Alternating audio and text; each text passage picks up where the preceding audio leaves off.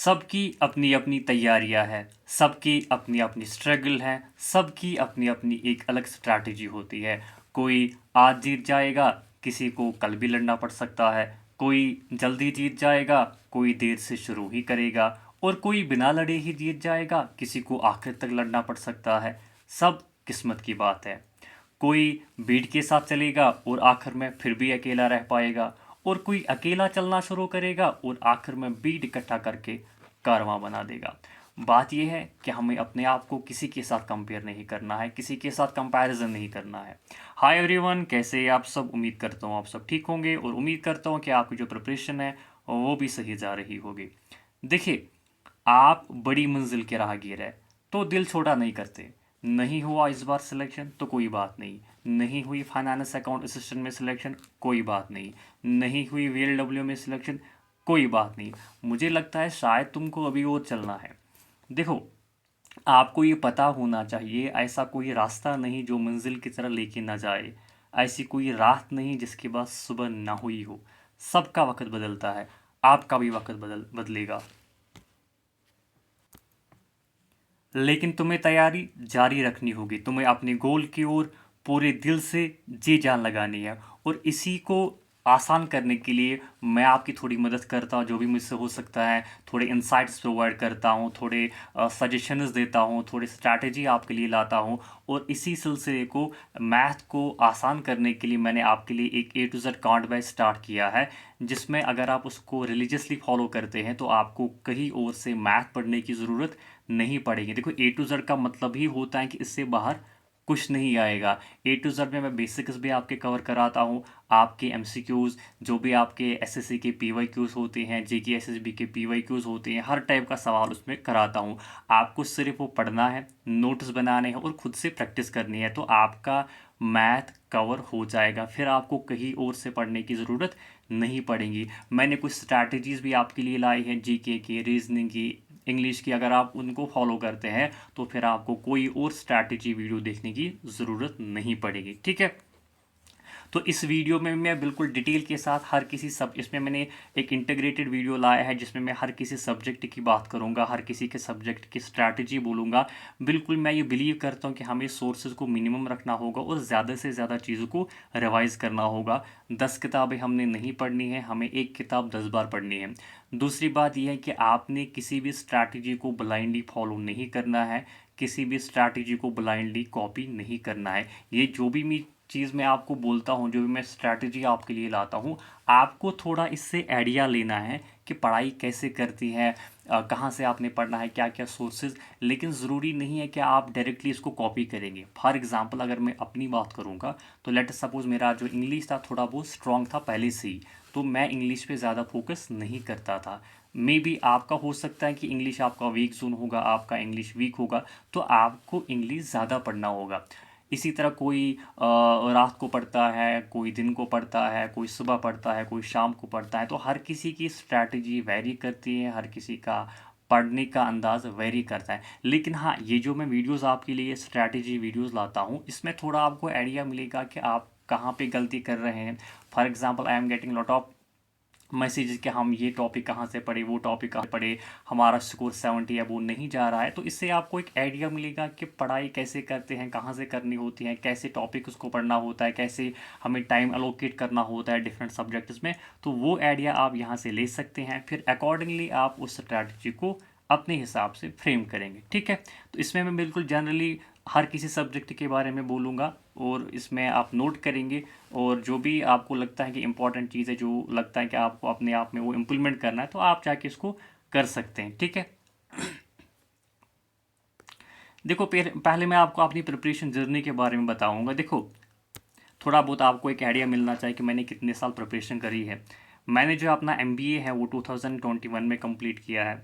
Then I started working in some private sector for around 1 year. 1 साल तक मैं private companies में काम कर रहा था। उसके बाद अक्टूबर 2022 में रिज़ाइन दे दिया, and then started preparation in नवंबर 2022।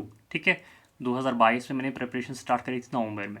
उसके बाद मैं SSC CGL, SSC CHSL जो भी 2023 में एग्ज़ाम हुए थे उनमें मैं अपियर हुआ। But I failed, I could not qualify any of the exams, ठीक है, क्योंकि मेरा पहले से ही टारगेट था एसएससी, और मेरा ये भी पहले से ही दिमाग में था कि अगर मेरा एसएससी क्वालिफाई नहीं होता है तो जेके एसएसबी तो क्वालिफाई होगा ही होगा, स्पेशली वीएलडब्ल्यू, क्योंकि वीएलडब्ल्यू और एसएससी का syllabus almost I can say 95% same है। सिर्फ आपने जम्मू कश्मीर का पोर्शन अलग से पढ़ना है, बाकी जो आपने एसएससी के लिए पढ़ा हुआ है वही वीएलडब्ल्यू में भी सिलेबस है, और वही ऑलमोस्ट आपके हर किसी जेके एसएसबी एग्जाम के लिए सिलेबस है। Then finally I appeared in panchayat secretary exam in 2023 जो दिसंबर में हुआ था, एंड आई क्वालिफाइड। इससे पहले मैंने कुछ एग्जाम्स में अपीयर हुआ था, बट उसमें मैंने सीरियसली पढ़ाई नहीं करी थी, 1-2 महीना पढ़ता था, एग्ज़ाम देता था, बस हो गया। और कुछ आप गलती करते हैं वही मैं भी करता था, ऐसे ही पीडीएफ पढ़ता था, टेलीग्राम से, यूट्यूब रैंडमली पढ़ता था, फालतू वीडियोस देखता था, तो एक वो सीरियसली मैं पढ़ाई नहीं करता था। बट ये एग्ज़ाम के लिए मैंने 1 साल सीरियसली पढ़ाई करी, और 1 साल के बाद एग्ज़ाम क्वालिफाई हुआ। तो इसी तरह अगर आप भी ये स्ट्रैटेजी फॉलो करते हैं, थोड़े बहुत अपने हिसाब से इसको फ्रेम करते हैं, तो आपका भी जो है 1 साल इनफ है ये एग्ज़ाम क्वालिफाई करने के लिए। जेकेएसएसबी का कोई एग्ज़ाम क्वालिफाई करने के लिए 1 साल आपका इनफ होता है, but you should know how to find implement these things in right direction. Right direction में आपने पढ़ाई करनी होती है, सिर्फ पढ़ाई मैटर नहीं करती है, पढ़ाई राइट डायरेक्शन में करनी होती है, और वो ज़्यादा मैटर करती है, तब जाके आपके सिलेक्शन होता है, ठीक है। अब मैं सब्जेक्ट वाइज थोड़ा बहुत आपको ब्रीफली बोलूँगा कैसे कहाँ से कवर करना होता है, क्या मैंने किया और क्या आपको करना है, और कहाँ पे आप गलती कर रहे हैं जो कि आपको सुधारनी होगी, ठीक है। देखो, पहले अगर हम जनरल नॉलेज की बात करें, देखो जनरल नॉलेज बहुत ही एक वास्ट सब्जेक्ट है, अनप्रेडिक्टेबल सब्जेक्ट है, बहुत सारे इसमें कंपोनेंट है, बहुत सारे इसमें सब्जेक्ट्स है, कहाँ से कवर करना है, क्या करना है, देखो इसमें मैं आपको बोलूँगा। पहले जी आता है आपको पॉलिटी, आपका इकोनॉमी, आपका हिस्ट्री, ज्योग्राफी एंड साइंस। ये सारे पोर्शन मैंने ल्यूसेंट जनरल अवेयरनेस से कवर किए हैं, और इनके मैंने नोट्स नहीं बनाए। रीज़न इसका ये है कि मेरे हिसाब से जो ल्यूसेंट बुक है अपने आप में नोट्स के फॉर्म में होती है, या जो भी आपके पास स्टैंडर्ड बुक है, तरुण गोयल है, मनोहर पांडे है, वो जितने भी बुक्स हैं अपने आप में नोट्स के फॉर्म में होती हैं, ब्रीफ होती हैं, कंसाइज होती हैं, तो आपको नोट्स इसमें नहीं बनाने चाहिए, और ये मैं सजेस्ट करता हूँ। बाकी it is up to you, आप नोट्स बनाना चाहेंगे तो बना सकते हैं, लेकिन मेरे हिसाब से नोट्स नहीं बनाने चाहिए, क्योंकि ये अपने आप में नोट्स की फॉर्म में होती है। तो ये जितने भी पोर्शंस है वो मैंने इस बुक से कवर किए, ठीक है। आपका science, geography, history, polity, economy, इससे मैंने कवर किए। इनके लिए मैंने कोई यूट्यूब वीडियोस नहीं देखे हैं, लेकिन हाँ ज्योग्राफी में कुछ 1-2 टॉपिक जैसे लाइक वो political division and physical division, उसके मैंने थोड़े यूट्यूब का हेल्प ले लिया। बट साइंस है, आपका हिस्ट्री है, आपका पॉलिटी है, ये मैंने खुद से प्रिपेयर किया। इकोनॉमी में कुछ 1-2 टॉपिक इस यूट्यूब का कंसल्ट किया था, like physical policy, monetary policy, तो वो चीज़ है। बाकी मेनली मैंने ये सारे जो सब्जेक्ट्स है ये मैंने इसी बुक से कवर किए हैं। देन सबसे इंपॉर्टेंट चीज़ जो 50 इंपॉर्टेंट स्टैटिक जी के टॉपिक्स है, ये मैंने परचम क्लासेस से कवर किए, जो कि यूट्यूब चैनल है। इसके लिए मैंने प्रॉपरली नोट्स बनाए हैं, टॉपिक वाइज नोट्स बनाए हुए हैं, क्योंकि मेरे हिसाब से ये सबसे ज़्यादा इंपॉर्टेंट टॉपिक्स है जिसमें के सवाल आते हैं। इसका मैंने अलग से यूट्यूब वीडियो बनाया है कि ये इसमें कौन कौन से टॉपिक्स होते हैं, कैसे वो कवर करने होते हैं, और कौन क्या क्या सवाल इसमें आते हैं, कैसे इसमें सवाल आते हैं। लाइक इसमें आपका फेस्टिवल हो गया, books and author, capital currencies, then you have heritage sites, wildlife sanctuaries, national park, biosphere reserve, tiger reserve, जो कि ज्योग्राफी का भी पार्ट होते हैं। तो ये मैंने अलग से कवर किए थे, अलग से इसको एक सब्जेक्ट कंसिडर किया था, और इसको मैंने अलग से पढ़ा था, अलग से इसके नोट्स प्रिपेयर किए थे, ठीक है। देन यू है जम्मू कश्मीर। देखो जम्मू कश्मीर के लिए मैंने एक ही बुक रेफ़र करी थी, ज़हूर मीर की ये बुक आती है, वो मैंने रेफ़र करी थी। अब maybe you will also study, some people suggested Mukesh Sharma, वो भी काफ़ी अच्छी बुक है। उसमें आपको एक चीज़ है कि उसमें आपको एमसीक्यूज़ भी मिलते हैं, इस बुक में आपको एमसीक्यूज़ नहीं मिलेंगे। बट आई बिलीव कि आपको बुक्स कलेक्ट करनी है, ज़्यादा बुक्स आपने नहीं पढ़ना है। जो भी सोर्सेज आपके पास है, जो भी आपके पास बुक है, आप उसको पढ़ो, बहुत बार रिवाइज करो, बस your job is done. You don't need to collect the books again and again, ठीक है। मैंने आपको आज एक बुक रेफ़र करी, कल को कोई और आपको और बुक रेफ़र करेगा, तो मेरी जो सजेस्टेड बुक है आपने 1 महीने पढ़ लिया, कल को कोई और बुक आपको सजेस्ट करता है, वो आपने 1 महीना पढ़ लिया। तो ऐसे प्रिपरेशन नहीं करते। एक बुक आपने खरीदी है, देखो फॉर एग्जाम्पल मैंने ज़हूर मीर बुक से पढ़ा है, अब कल को कोई भी एग्ज़ाम आता है जिसमें मैं अपीयर हो जाऊंगा, मैं कोई और बुक परचेज़ नहीं करूंगा, मैं उसी बुक को फिर से रिवाइज़ करूंगा। तो ये होती है एक सीरियस एक एस्पायरेंट की स्ट्रैटेजी कि वो एक बुक को बार बार पढ़ता है, ना कि हर किसी से ये बोलता है कि ये बुक बेहतर है कि ये बुक बेहतर है, कौन सी बुक में पढ़ो, किस पे ज़्यादा कंटेंट। तो वो चीज़ें आपको नहीं देखनी है। अब जो भी बुक आपके पास है उसको पढ़ो, रिवाइज़ करो, डेट इज़ इट, ठीक है। करंट अफेयर, देखो करंट अफेयर के लिए मैंने फिर से परचम क्लास यूट्यूब चैनल से पढ़ा था, क्योंकि वो 6 वीडियोस लाते हैं पर मंथ, एक महीने में 6 वीडियोस लाते हैं, जिसमें कि आपका इंपॉर्टेंट डेज एंड थीम आता है, books, appointment, awards and objectives आते हैं, स्टेट न्यूज़ आती है, नेशनल न्यूज़ आती है, बैंकिंग फाइनेंस न्यूज़ आती है, index and ranking, science and tech, defence, international news, sports news.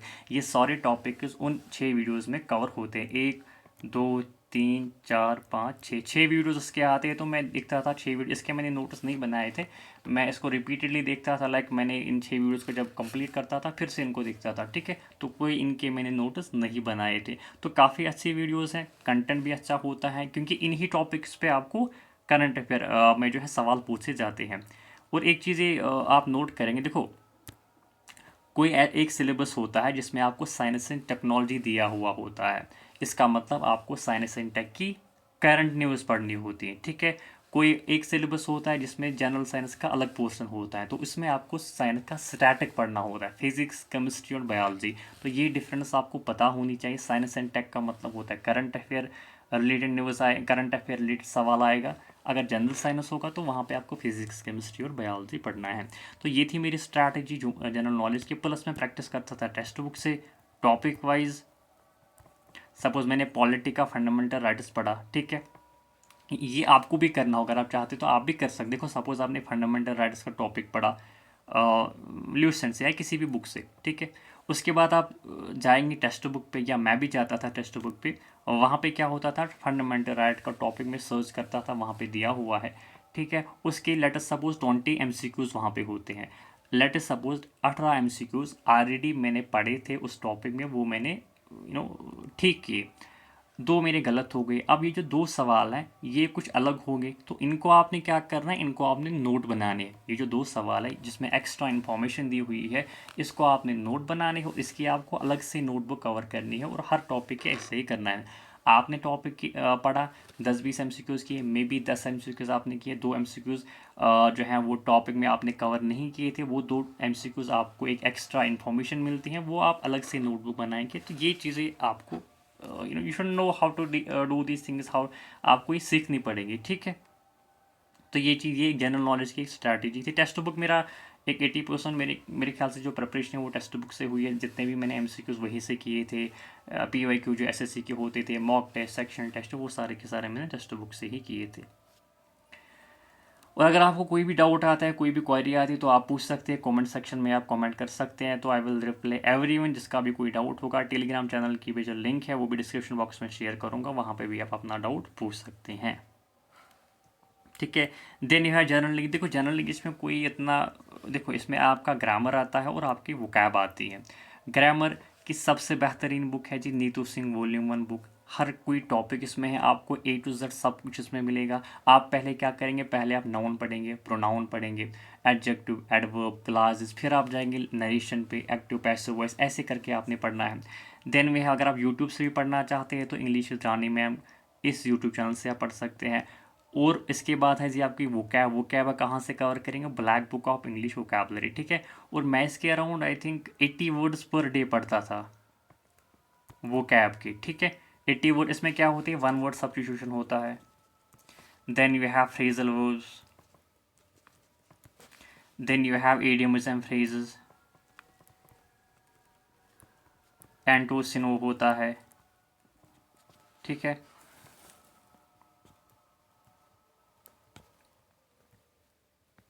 तो आप स्टार्टिंग करेंगे 40 वर्ड से, ठीक है। आप जो 1 वर्ड सब्स्टिट्यूशन है वो 5 पढ़ेंगे, फ्रेजल वर्ब्स 5 पढ़ेंगे, इडियम्स एंड वर्ड्स 5 पढ़ेंगे, एंटोसिनो 5 पढ़ेंगे, ठीक है। तो ऐसे ऐसे करके जो है जब आप को आदत हो जाएगी फिर आप पर डे 100 वर्ड्स भी पढ़ सकते हैं। और वोकैब में इससे बाहर आपको नहीं आएगा एग्जाम में, इसमें सारी वोकैब कवर की हुई है।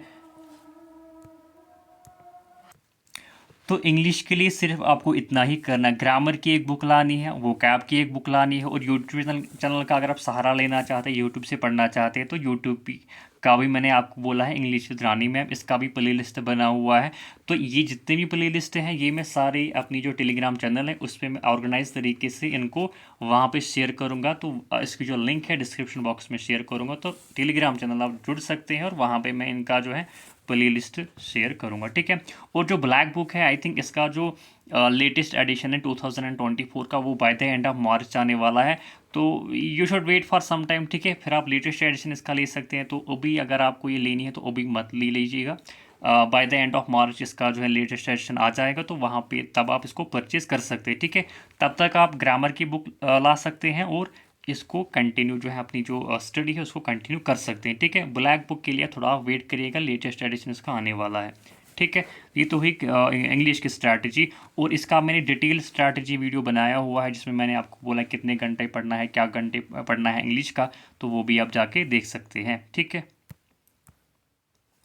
Then we have quantitative aptitude, जिसको हम मैथ भी कह रहे हैं। देखो मैथ में आपको बोलूँगा, अगर मैं अपनी स्ट्रैटेजी की बात करूँगा तो मैंने ये कवर किया था, अभिनय मैथ्स चैनल एक है, अभिनय शर्मा सर वहाँ पे पढ़ाते हैं, तो उनसे मैंने ये कवर किया। देन प्रैक्टिस के लिए मैंने पिनाकल बुक लाई थी, वहाँ से मैं प्रैक्टिस कर रहा था। और टॉपिक वाइज मैं प्रैक्टिस कर रहा था टेक्स्ट बुक से, हालांकि पिनाकल बुक से पे भी टॉपिक वाइज है, बट मोस्टली मैं प्रैक्टिस कर रहा था टेक्स्ट बुक से, क्योंकि जो पिनाकल बुक है इसमें काफ़ी सारे एमसीक्यूज थे, तो I could not complete the whole book.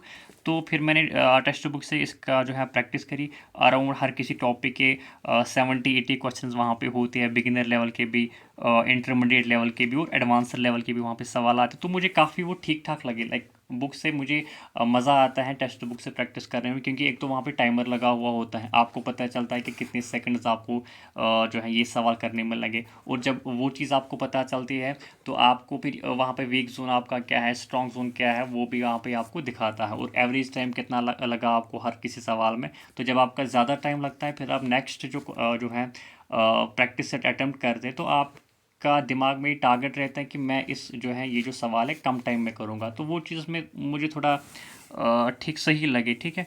Then मैंने 1 to 40 स्क्वायर्स याद किए थे और 1 to 20 क्यूब्स याद किए थे, जो कि आपको भी करने हैं। लेकिन ये जो अभिनय मैथ्स हैं, जो अभिनय शर्मा, ये मैं आपको रिकमेंड नहीं करूँगा अगर आप बिगिनर हैं, ठीक है। ये वो लोग इनसे पढ़ सकते हैं जो थोड़ा बहुत जिनको बेसिक आते हैं, मैथ की थोड़ी बहुत जानकारी है।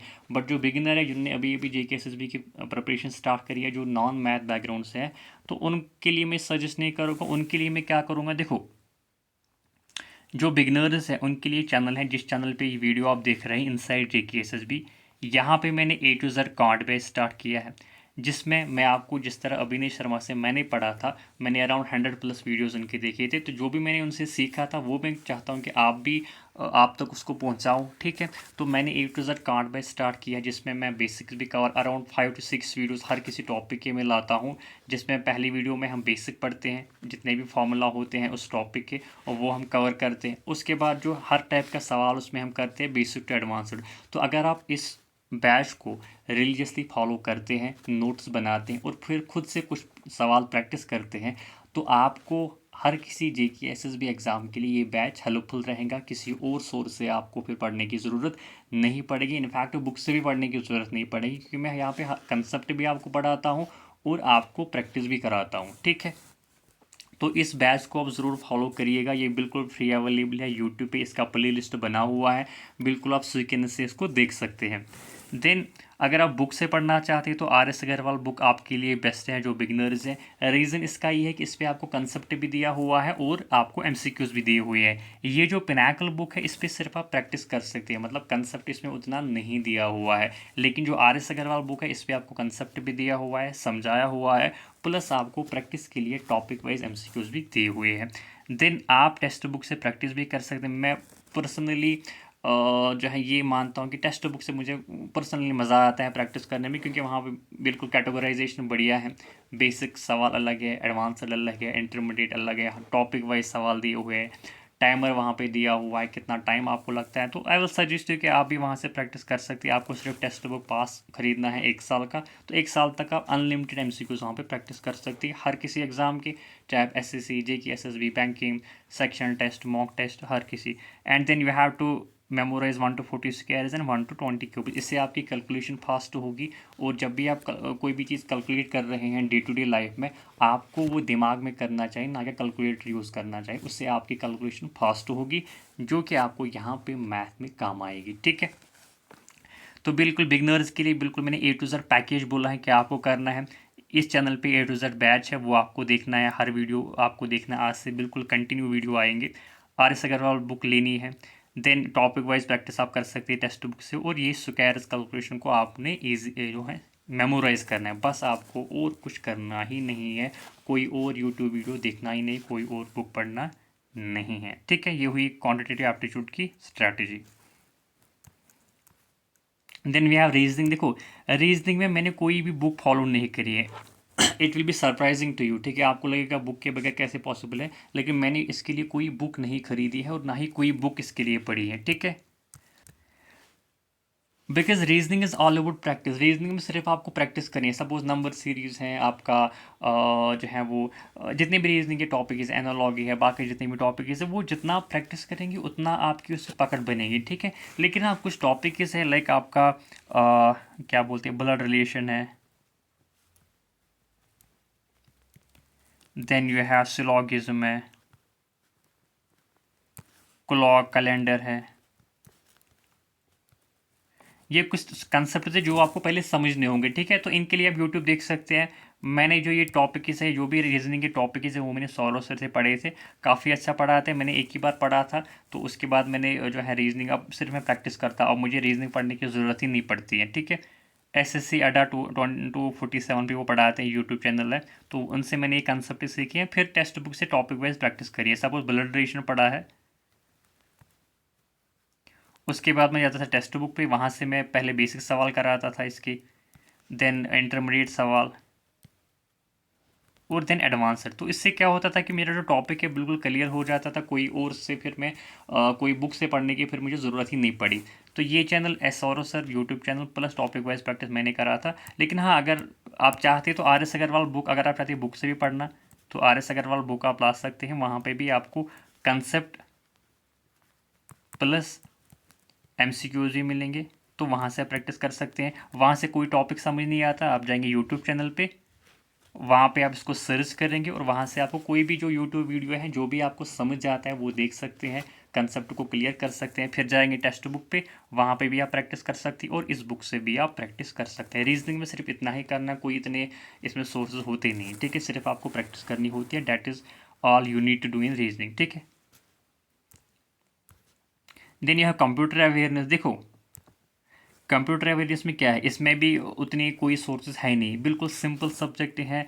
कोई इसमें चीज़ों को कॉम्प्लिकेट नहीं करना है। मैंने इसमें सिर्फ एक बुक फॉलो करी थी, अरिहंत कंप्यूटर अवेयरनेस, जो बुक आती है उसी पे कंसेप्ट भी क्लियर था, और उसी पे प्रैक्टिस सेट्स भी थी, और उसी पे टॉपिक वाइज MCQs भी थे, वो मैंने किए। और फिर कुछ एडिशनल प्रैक्टिस करी मैंने टेक्स्ट बुक से, क्योंकि ये जो आप किताब है, ये जो आप बहुत कम टाइम में इसको कंप्लीट कर सकते हैं। अगर आप फिर एक्स्ट्रा जो सोर्सेज आप रेफर करना चाहते हैं, तो वो आप कर सकते हैं। मैंने टेक्स्ट बुक से कुछ MCQs फिर आई थिंक 150-300 MCQs मैंने फिर टेक्स्ट बुक से प्रैक्टिस किए थे। बट सारी बुक मैंने पढ़ ली थी, इसको आपने 2-3-4 बार पढ़ना है। इसमें अराउंड 15 टॉपिक्स है, 15 टॉपिक से, हर किसी टॉपिक के साथ अराउंड 80 MCQs हैं। तो अगर आप एक टॉपिक पे 80 MCQs कर रहे हैं, दैट इज़ इनफ। इसमें कुछ और आपको करना ही नहीं है, कोई बहुत सारी बुक इसमें सोर्स रेफर नहीं करने हैं।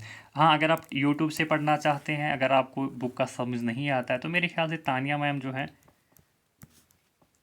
उनका भी प्ले लिस्ट बना हुआ है यूट्यूब चैनल पे, बिल्कुल फ्री में पढ़ाया हुआ है, वो उन्होंने प्ले लिस्ट बना हुआ है। आप वहाँ पे जा सकते हैं और देख सकते हैं। ये जितने भी प्ले लिस्ट हैं यूट्यूब चैनल, ये जो टेलीग्राम चैनल है, उसमें मैं सारे आपके साथ शेयर करूँगा। उसकी लिंक है डिस्क्रिप्शन बॉक्स में शेयर करूँगा, आप जाके जुड़ सकते हैं। ठीक है, then you have mock test. देखो, मॉक टेस्ट एक they play an important role in your preparation.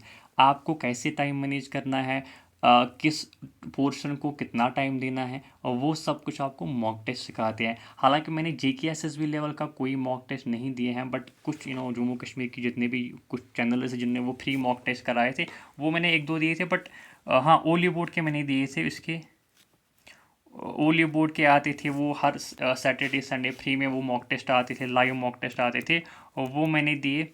तो काफ़ी वो रिलेवेंट होते थे, एग्ज़ाम रिलेवेंट होते थे, तो काफ़ी हेल्प उनसे भी मुझे मिला। ठीक है, बाकी जितने भी टेस्ट टॉपिक वाइज टेस्ट थे वो मैं टेक्स्ट बुक से देता था। सेक्शनल मॉक टेस्ट होती थी टेक्स्ट बुक से देता था एसएससी लेवल के। इस तरह फुल जो मॉक टेस्ट होती थी एसएससी के वो भी मैं देता था। आपको क्या करना है, टॉपिक आपने पढ़ा, उसके बाद आप ये टेक्स्ट बुक पे, ठीक है, वहाँ से आप देखिए उसका जो टॉपिक वाइज टेस्ट होता है। फिर जब आपका वो बहुत सारे टॉपिक्स कंप्लीट होंगे, लाइक 70-80% जो सिलेबस आपका कंप्लीट होता है, तो फिर आप देंगे sectional mock test. Sectional mock test में क्या होता है, हर सब्जेक्ट के हर कोई टॉपिक वहाँ पे होता है। ठीक है, इससे आपको पता लगता है कि आपका कौन सा टॉपिक वीक है, कौन सा स्ट्रॉन्ग है। फिर जब कोई टॉपिक वीक होता है वहाँ पे वो दिखाता है कि आपका ये टॉपिक वीक है, तो आप उसके जाएंगे, उस टॉपिक को फिर से रिवाइज करेंगे, उसको कोशिश करेंगे कि उसको इम्प्रूव करने की। ठीक है, ये होती है मॉक टेस्ट की एक इसको इसकी जो बेनिफिट्स होते हैं, इसकी जो इंपॉर्टेंस है वो ये होती है। एक तो टाइम मैनेजमेंट सिखाता है आपको, दूसरा आपका वीक जोन क्या है, आपका स्ट्रॉन्ग जोन है, किस पोर्शन में आपको ज़्यादा टाइम लगता है वो आपको ये सिखाता है। और ये मत सोचना कि टाइम बहुत ज़्यादा होता है जेकेएसएस में। जब मैंने भी जेकेएसएसबी का एग्ज़ाम दिया मुझे भी लगा शायद 2 घंटे है, बहुत ज़्यादा टाइम है, लेकिन जब वहाँ पे हम एग्ज़ाम देते हैं तो मुझे भी लगा कि शॉर्टेज ऑफ टाइम है। वो तब होता है जब आप मॉक टेस्ट नहीं देते। तो मॉक टेस्ट पहले से आप देके जाइएगा। Text book I think one of the best app for any government job preparation मेरे हिसाब से। ठीक है, तो आप वो ऐप को इंस्टॉल कर सकते हैं और टेस्ट को दे सकते हैं। उसकी जो लिंक है टेक्स्ट बुक की वो मैं डिस्क्रिप्शन बॉक्स में शेयर करूँगा। वहाँ पे आप जाएंगे, उस लिंक से उसको आप परचेज़ करेंगे तो आपको मिलेगा 10% ऑफ हर किसी जो है जो भी आप टेस्ट परचेज़ करना चाहते हैं। उसके बाद कुछ इंपॉर्टेंट चीज़ें, एक तो प्लेलिस्ट, जो भी मैंने इस वीडियो में प्लेलिस्ट मेंशन की है ये मेरे टेलीग्राम चैनल पे होंगे। उसकी जो लिंक है डिस्क्रिप्शन बॉक्स में शेयर करूँगा और उस लिंक के थ्रू आप उस चैनल को जुड़ सकते हैं और वहाँ पे इन प्लेलिस्ट को आप देख सकते हैं। ऑर्गेनाइज तरीके से मैं सारे आपके लिए उसको वहाँ पे शेयर करूँगा। देन ये जो बुक्स है जो मैंने रेफ़र करी थी, इनका जो लेटेस्ट एडिशन है उनका लेटेस्ट, एक्सेप्ट ब्लैक बुक का आप अभी परचेज नहीं करना। इनका बाकी जितनी बुक्स मैंने आपको सजेस्ट की, इनका जो लेटेस्ट एडिशन है उनकी लिंक्स मैं डिस्क्रिप्शन में शेयर करूँगा, वहाँ से आप इनको परचेज कर सकते हैं। ठीक है, ये कुछ इंपॉर्टेंट इन्फॉर्मेशन थी।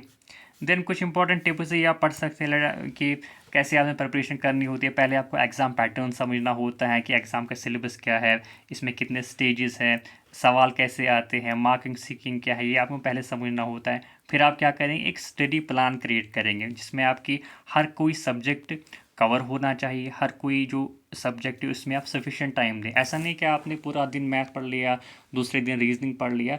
आप जो स्ट्रैटेजी है, जो आपका टाइम टेबल है उसको आप फ्रेम करेंगे और इसमें आप हर सब्जेक्ट को अपने हिसाब से टाइम दें। कोई आपका स्ट्रांग होता है तो उसको आप कम टाइम देंगे, जो सब्जेक्ट आपका वीक होता है उसमें आप ज़्यादा टाइम देंगे। फॉर एग्जांपल मैं अगर अपनी बात करूँगा, मेरा रीजनिंग और इंग्लिश थोड़ा बहुत स्ट्रांग था पहले से, तो मैं उस पर उतना ज़्यादा फोकस नहीं करता था। मैं स्टार्टिंग में मैथ और जीके पे ज़्यादा फोकस करता था।